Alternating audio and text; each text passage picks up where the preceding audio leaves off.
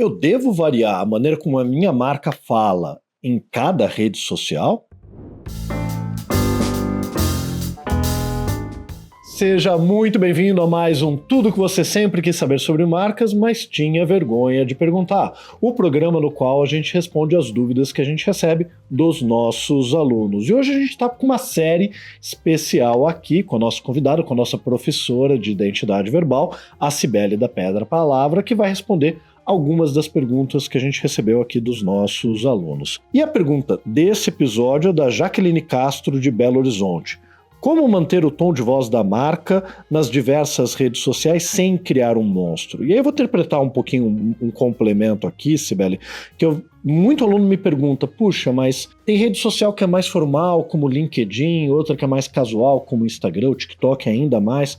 A marca tem que mudar a maneira como ela se comunica, como ela fala, ou tem que ser mais rígida em relação ao tom de voz? Olha, por princípio, já que a gente está dizendo que é tom de voz, e o tom de voz é como você flexiona a voz da sua marca para os diferentes canais, esses canais têm particularidades, têm características próprias. Então, em princípio, sim, você teria que variar, mudar o tom de voz. Mas como é que não se cria um monstro, que foi o que a Jaqueline falou aqui? Não é para criar um monstro, né? Você não vai se comunicar de um jeito muito diferente no Instagram e de outro maluco, completamente doido no YouTube. Não é essa a ideia. Você tem que respeitar as características do meio daquele canal, mas manter a sua voz de marca. Então aí a gente precisa entender que existe voz de marca e existe tom de voz. A voz da marca e vale para marcas pessoais, vale para marcas corporativas, empresariais, vale para ONG, vale para tudo quanto é tipo de organização que vai trabalhar a identidade verbal. A voz da marca é a definição daquelas características de palavras, daqueles atributos verbais que não se alteram. Fixos, então. São fixos, eles são perenes, eles são características que não mudam. E é preciso ter isso, porque através da voz da marca que você vai gerar esse sentimento de consistência, de coerência ao longo do tempo, de coerência inclusive em vários canais. Uhum. Então é a voz da marca que se mantém. Mas o tom de voz, ou seja, como você adapta essa voz para esses canais diferentes, você muda sim, porque como você citou aí, o LinkedIn tem um tom um pouco mais profissional.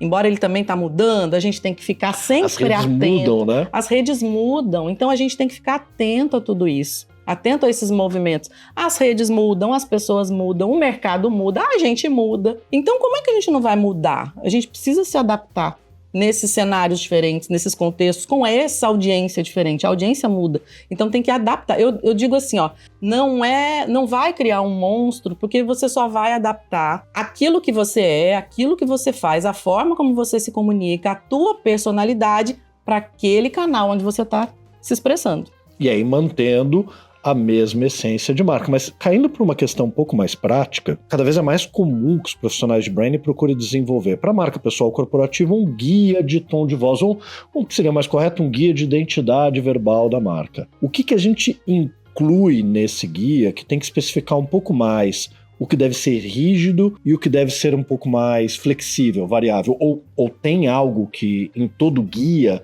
é rígido e variável, ou de cada marca varia? Como é que funciona? Eu coloco a voz de marca, 3 características que são imutáveis. E aí a gente vai identificar isso no processo. A gente vai primeiro fazer a terapia de marca, fazer aquele processo. A terapia de marca é aquela primeira reunião, aquela primeira sessão que eu vou entender a história, vou entender as motivações, eu vou entender os porquês, os princípios, valores, crenças, que visão que quer deixar no mundo, que mundo quer construir, e aí a gente constrói, a partir disso, a narrativa. Eu coloco a narrativa como o pilar, né? É o primeiro ponto essencial, é a partir da narrativa que a gente vai trabalhar o restante. Depois de definida a narrativa, a gente vai para a personalidade, e é um segundo nível, né? Nesse segundo nível, junto com a personalidade, nasce a voz da marca. Então a voz da marca, ela tá ali grudadinha na personalidade. Eu não mudo minha personalidade, eu não sou uma pessoa extrovertida e de repente eu passo a ser, sei lá, falo rabugento do nada, assim, sabe? Mas tudo bem, as pessoas normais não são assim. Mas eu não sou uma pessoa metódica e de repente eu sou bagunceira, tá? Melhorou. Melhorou. Eu sou metódica e de repente eu sou bagunceira. Não combina, né? Uma coisa não tem nada a ver com a outra. Aí essa pessoa é doida, ela tem algum problema. Prolixo ou objetivo. Prolixo ou objetivo. Aí que tá, tem muita gente que gosta desses... Eu não gosto de... tradicionalmente imperfeito, sei lá. Essas coisas acabam tradicionalmente desbravador. Esse tipo de coisa que não combina, sabe? Sim. Então, assim, tinha o slogan da Imbem Morumbi, tradicionalmente inovador, e me dava um mal-estar toda vez que eu tava lembrando alguém... disso, mas nesse sentido a gente define essas características que são da personalidade. Isso aí não vai mudar. Isso é da pessoa ou é da marca corporativa. Tá nesse segundo nível. O terceiro nível a gente precisa, eu não falo que é mudar, não, é se adaptar, flexibilizar. Porque mesmo eu sendo metódico, se eu resolvo ir para o TikTok pede um tipo de vídeo mais descontraído, inclusive valoriza os erros. O TikTok, né, hoje em dia a gente percebe, da característica dessa rede social, por exemplo, não ter nada muito certinho, nada muito perfeito. Até as edições são mais As edições são fluidas. O que faz sucesso lá é gente mostrando vida real, né? O dia a dia, abrindo câmera e falando sem edição, por exemplo.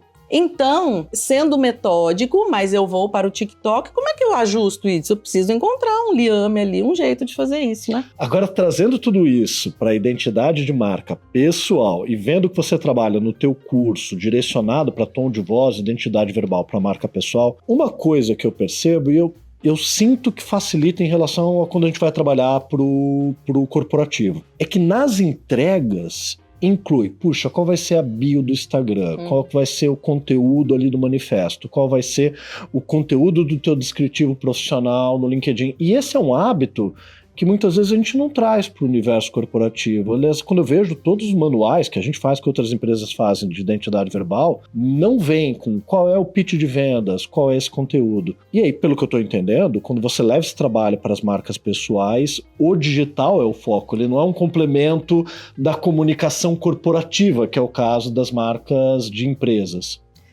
Acaba que o digital é o foco, porque se a gente for pensar bem, a comunicação hoje é o quê? 80%, 90% digital, e mesmo quando a pessoa não é do universo digital, mesmo no caso aí, como você está dizendo... A marca corporativa, TV, né? Ela se expressa no digital também, ela não tem ninguém hoje que ignora o digital. Aliás, tem, né? Eu não vou lembrar, mas tem uma marca de moda internacional que resolveu sair de todas as redes sociais. Mas até isso é uma estratégia digital, porque todas as mídias digitais começaram a falar. E tem um trabalho disso. De assessoria de imprensa. E existe um trabalho. Disso. Então, até não estar no digital é digital. Então, a gente precisa partir desse ponto, né? Tem até uma coisa que eu faço no meu spoiler aqui, que eu digo que a gente tem que entender que algo que tá aí pra gente, já é real, é o digital. O digital é real. A inteligência artificial é real.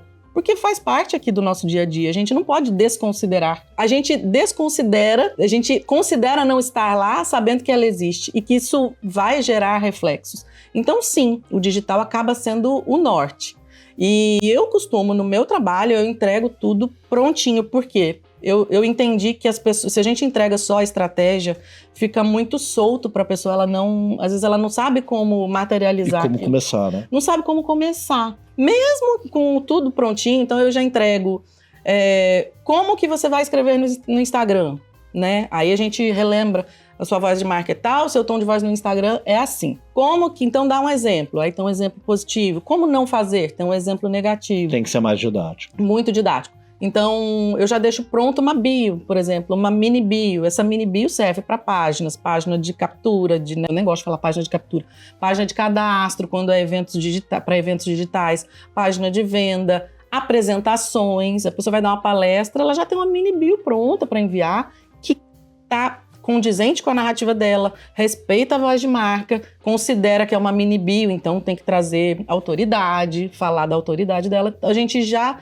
deixa esses textos meio que prontos. E eu sempre oriento, você vai precisar adaptar mesmo assim. Muitas vezes você vai precisar adaptar. E aí no final, até tá ficando mais longa aqui a conversa, mas a gente vai continuar, que é um ponto interessante que, quando a gente fala das marcas corporativas, aquelas que vão investir, pelo menos hoje, por enquanto é a realidade do cenário atual, que vão investir numa identidade verbal, são marcas maiores. Essas marcas maiores, vão ter uma equipe interna, vão contratar a agência que tem um bom redator, ou mesmo já estão mais acostumados a contratar um copywriter, por exemplo, que vai saber interpretar um guia e traduzir. Nas marcas pessoais, claro, as pessoas vão virando infoprodutores, vão montando uma equipe, ou elas têm uma atuação profissional no seu escritório de advocacia, na sua clínica médica, e vai crescendo, mas o ponto de partida é muitas vezes ela trabalhando sozinha, no máximo com alguém, e alguém que ajuda que nem sempre, um social media que nem sempre vai ter essa especialidade. Então faz sentido ser mais didático e ter uma entrega já mais prontinha, né? Um valor muito específico meu em relação ao meu trabalho. Eu acredito que todo mundo, mesmo que está começando, mesmo que sozinho, é você mesmo que cuida de todas as suas redes, é você que cuida da sua comunicação, mas você está pensando lá na frente?